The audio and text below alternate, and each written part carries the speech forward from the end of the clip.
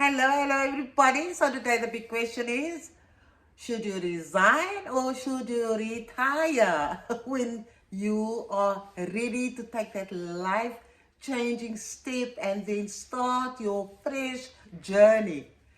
And so the big difference essentially is you are going to retire, but are you going to retire from your job and then be paid a monthly pension that will be paid by the GEPF, the Government Employee Pension Fund? So you'll get your monthly pension and everything is sorted.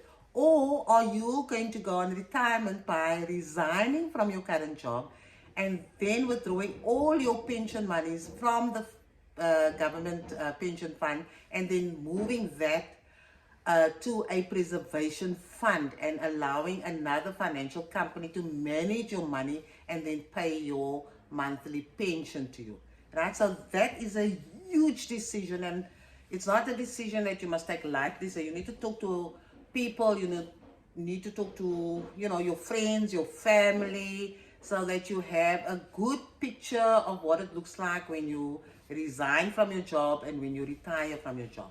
Now I want to speak about resignation first. So when I was doing my research, I spoke to a lot of people like I'm advising you to do, and you can also follow that Facebook page run by Susan Voges. She's excellent. She gives you good information about the Government Employee Pension Fund, and people share their experiences on there. So I followed her page and watched, and learned a lot from her and learned a lot from people who gave input over there. So that's one page that I would recommend that you actually visit or join. It's a closed group, but that woman, Susan Voges, gives so much information, and she has, I think, contact with some of the GEPF, I suppose, the employees, and so she's very up to date with all the information, and they make sure that you just get the right information. So she's a very good source. But just in terms of resignation, that is something that I considered, initially as one of the options, and I had to weigh that up. So when I listen to the arguments that people present to support the idea of resigning, then I think the one important thing that we have to remember is that usually those folk who opt for the resignation are financially savvy. They know how the markets work. They have investments. Then they are very clued up, and they also take bigger risks. And I am, in that sense, risk averse. Right? I'm conservative. I don't understand the markets. I can't take that volatility of the markets, and I can't handle the fact that sometimes my pension is going to be more and sometimes my pension is going to be less, depending on how the markets perform. Because when you move your money out of the government pension fund and you move it into an independent fund, then obviously those funds are all market related, and so it depends entirely on how the market is behaving, and that will affect your pension. Right? I don't know too much about finances, as I just declared right at the beginning. I'm just explaining the process that I've followed. Then the second important thing for people who choose to go the resignation route, I find that they have good financial advisors. So those folk have already invested in a financial advisor whom they pay to advise them on their financial portfolio, right? And in most cases, those who are very comfortable with their resignation decision, they've gotten good advice from their financial advisor, and their financial advisor is really looking after their own interests. But we must also bear in mind that there are many financial advisors that are really just in there to line their own pockets. And so they don't think long-term about your interests. Therefore, I say speak to as many people as you can and try to find a financial advisor that can really help you and that will take decisions in your best interest. Because once you leave your formal employment, and once you withdraw your pension, then that is it. then you have to work with that money. So yeah, so that's the second point. The one is, like I said, they are financially savvy, and in many cases they have a very good financial advisor that can help them, right? And I think the third point is sort of those people who take the resignation route are also have a higher risk appetite, if I can put it like that. Okay. Then another strong reason that folk gave me when they supported the whole idea of resigning is the fact that, when you with the government pension fund, then your nominees, your beneficiaries, will only qualify for a payment, or they'll get some inheritance from your money if you die within the first 5 years, and that applies to the government employment pension fund. So after 5 years, if you live longer than 5 years, then your beneficiaries won't get anything from the fund. Your spouse, however, will still receive his or her monthly pension. So in my case, Basil will still receive his monthly pension, so he'll get 50% of my current pension when I die, right? And he will receive his pension until the day he dies, or when he closes his eyes, then that pension will also stop. So your beneficiaries, although you nominate them for the GEPF, after 5 years, they are no longer, they can no longer expect to get some money from the fund, because that would have lapsed.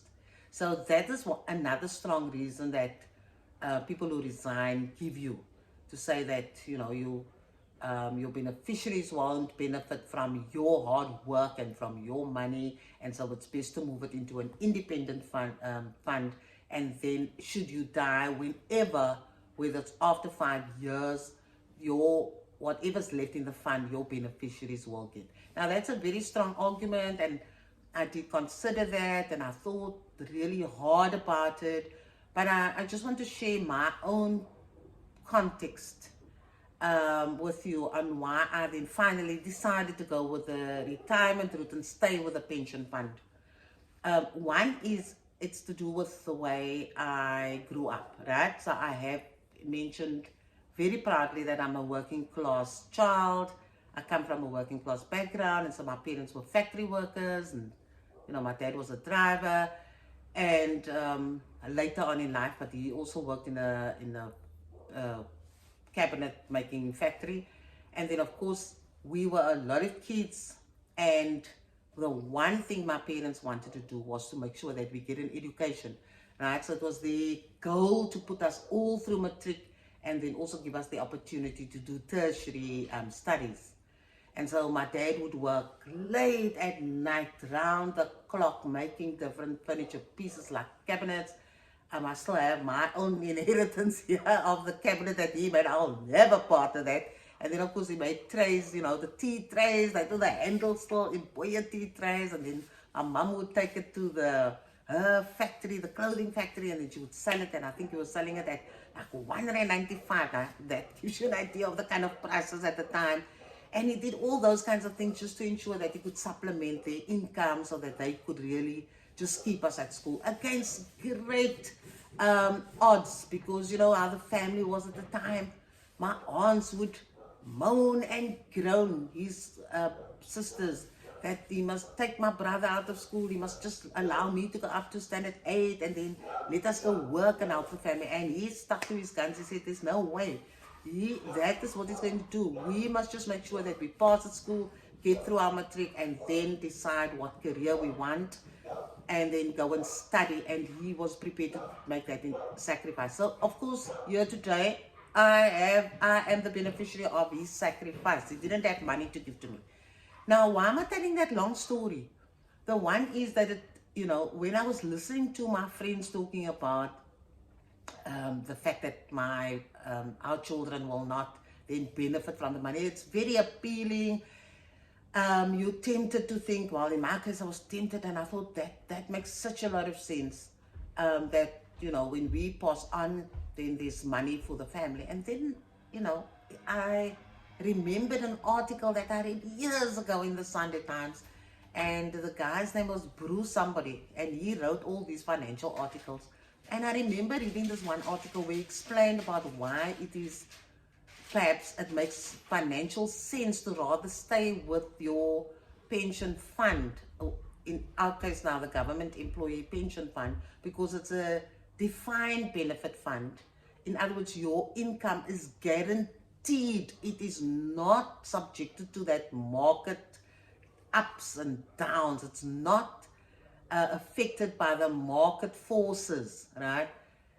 Whatever you have qualified for as your pension will be your pension until the day you die. And of course, there is an increase, an adjusted inflation increase as well. It's not much, but you are guaranteed that that is the pension you are going to get, right? And that came to mind. And I thought about it, and I realized, but our kids are blessed already. We also ensure that they get the best education, that they could finish matric, that they all had the opportunity to go to university or any tertiary study and, upskill themselves and then try to find a job that will pay them well. And we try to teach them the lessons that we learned over the years about investing in our property and what we did and how we started out as a couple, so that they can learn from our mistakes, and they can also learn something about finances. And we encourage them to read and speak to people, and Google gives them so much information, so they are in a far better place in terms of getting information and making informed decisions. And then also talking to them about investments, so that they can explore those avenues as well, something which I haven't really explored. And neither did Basil. we more on the conservative side, right? But we have invested in property. So when I was thinking about it and chatting to Basil about it, we sort of realized, but we have made an investment for our children, right? We gave them education. We have property, which is an investment for them, and the property will increase in value, so they can sell the property and they will have some money, right? So we have sorted them out.